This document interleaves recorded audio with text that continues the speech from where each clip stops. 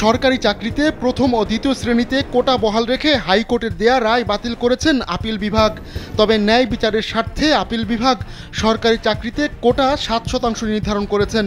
প্রধান বিচারপতি মোহাম্মদ ওবায়দুল হাসানের নেতৃত্বাধীন 7 বিচারপতির বেঞ্চ রোববার রাষ্ট্রপক্ষ ও 2 শিক্ষার্থীর করা লিভ টু আপিল নিষ্পত্তি করে এই রায় দেন। আদালত বলেন, কোটা নির্ধারণের বিষয়টি রাষ্ট্রীয় নীতি নির্ধারণী বিষয়। তারপরও আদালত সংবিধানের 104 নম্বর অনুচ্ছেদের প্রদত্ত এখতিয়ার বলে এবং সার্বিক ও যৌক্তিক বিবেচনায় সম্পূর্ণ ন্যায় বিচারের স্বার্থে সংবিধানের 29, 27, 28 এর 4, 29 এর 3 অনুচ্ছেদে উল্লেখিত সরকার নীতি ও অনগ্রসর জনগোষ্ঠীর প্রতি লক্ষ্য রেখে সরকারের বিভিন্ন প্রতিষ্ঠানে চাকরিতে নিয়োগ পাওয়ার জন্য কোটা প্রথা হিসেবে মেধাভিত্তিক 93%। খামের এত দাগ হয় কিভাবে? এই যে ভাবি, দাগ হয়ে যাবে, রাগ হয়ে যাবে, নিন চাকা সুপার হোয়াইট। মুক্তিযোদ্ধা, শহীদ মুক্তিযোদ্ধা এবং বীরঙ্গনার সন্তানদের জন্য 5%, ক্ষুদ্র নৃগোষ্ঠী 1% এবং প্রতিবন্ধী ও তৃতীয় লিঙ্গের জন্য 1% নির্ধারণ করল। তবে নির্ধারিত কোটায় যোগ্য প্রার্থী না পাওয়া গেলে সংশ্লিষ্ট কোটার শূন্য পদগুলো মেধা তালিকা থেকে পূরণ করতে হবে।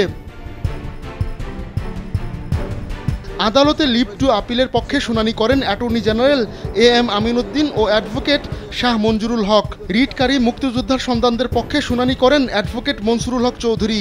এছাড়া সিনিয়র আইনজীবী হিসেবে আদালতের কাছে বক্তব্য তুলে ধরে শুনানিতে সহযোগিতা করেন সুপ্রিম কোর্ট আইনজীবী সমিতির সভাপতি barrister Mahbub Uddin Khokon, advocate Zainul Abedin, advocate ZI Khan Panna, barrister Tania Amir, barrister Sara Hossain, advocate Ahsanul Karim, barrister Tanjibul Alam ও advocate Yunus Ali Akand. Attorney general AM Amin Uddin আদালতে বলেন, হাইকোর্টের আগের দুটি রায় যা আপিল বিভাগ বহাল রাখেন তার উপর ভিত্তি করে 2018 সালে জারি করা কোটা বাতিলের প্রজ্ঞাপন অবৈধ ঘোষণা করে হাইকোর্ট বর্তমান রায়টি দিয়েছেন। এই রায় নিজেই বাতিলযোগ্য, কারণ হাইকোর্টের রায়ে বলা হয়েছে আপিল বিভাগের রায় মানা বাধ্যতামূলক। রায় মানা বাধ্যতামূলক বলা হলেও সেখানে পরিবর্তন আনা হয়েছে, এটা হাইকোর্ট করতে পারেন না।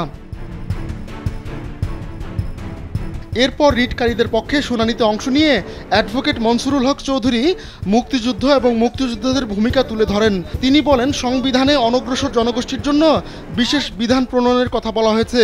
এ সময় আদালত বলেন, সংবিধানের 29 অনুচ্ছেদ অনুযায়ী রাষ্ট্র বিশেষ বিধান প্রণয়ন করতে পারবে, অর্থাৎ রাষ্ট্র পলিসি গ্রহণ করতে পারবে, কিন্তু এখানে অনগ্রসর কারা, অনগ্রসর কিভাবে ঠিক করবেন? জবাবে মনসুরুল হক চৌধুরী বলেন, মুক্তিযোদ্ধারা অনগ্রসর এটা ধরে নিতে হবে, তারা তো সংখ্যালঘু। 1972 সালের 5 নভেম্বর এক নির্বাহী আদেশে সরকারি, আধা সরকারি, প্রতিরক্ষা এবং জাতীয়করণ করা প্রতিষ্ঠানে জেলা ও জনসংখ্যার ভিত্তিতে 30% মুক্তিযোদ্ধা কোটা এবং ক্ষতিগ্রস্ত নারীদের জন্য 10% কোটা পদ্ধতি প্রবর্তন করা হয়। পরে বিভিন্ন সময় এ কোটা পদ্ধতির সংস্কার, পরিমার্জন ও পরিবর্তন করে সরকার। 2018 সালে সরকারি চাকরিতে কোটা বাতিলের দাবিতে বড় আন্দোলন হয়। তখন আন্দোলনের মুখে জনপ্রশাসন মন্ত্রণালয় 2018 সালের 4 অক্টোবর 9ম থেকে 13তম গ্রেড পর্যন্ত সরাসরি নিয়োগে মুক্তিযোদ্ধা কোটা বাতিল করে একটি পরিপত্র জারি করে। আহমদুল্লাহ শিকদার, কালবেলা ডেস্ক।